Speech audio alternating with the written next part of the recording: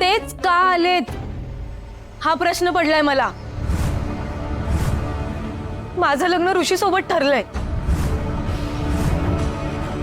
जोपर्यंत ऋषी घरी येत नाही तोवर आणि त्यानंतरही मी गावडेंच्या घरीच राहणार.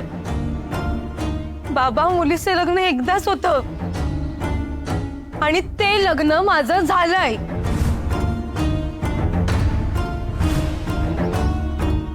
असंच समजा. तुमचा अपघात झाला, तुमच्या पायाला लागलं म्हणून काही दिवसांसाठी मी इथे आले होते, कायमची नाही.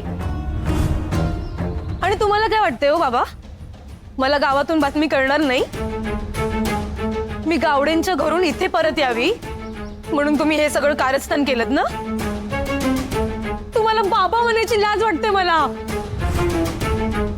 असं का वागताय तुम्ही? मला न विचारता माझं लग्न ठरवताय?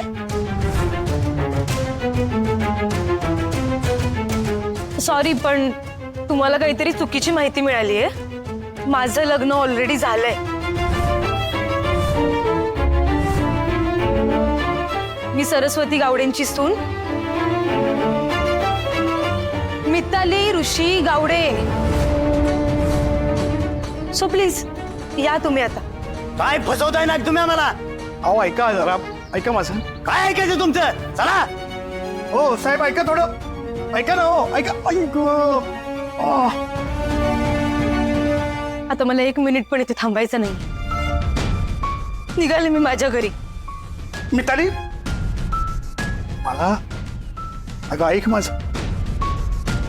अगं या घरात मी एकटा पडेन आणि हे बघ ना, माझी काळजी कोण करणार? हा, तुमचे गुरु मित्र आहेत ना ते. तुमच्या पायावरून बैलगाडीचं चाक घालतात, तुमचा पाय मोडतात.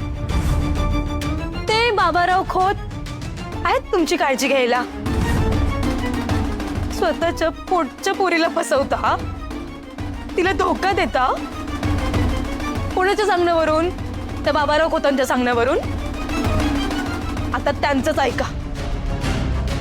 आता तुमचा माझा कायमचा संबंध संपला.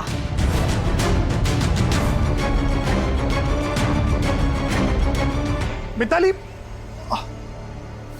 नाही यायचं. काकू शांत व्हा नाही प्लीज. आहे. काकू शांत व्हा, खुशी येईल. नाही, खोटं बोलतोयस तू. नाही, खोटं बोलतोयस तू. खोत आहेस ना? खोत फसवतात. मी फसवतात खोत. नाही यायचं माझ्या घरात कुणी. तू नाही यायचं आमच्या घरी. नाही, मी नाही येऊ देणार. तू नाही यायचं आमच्या घरी.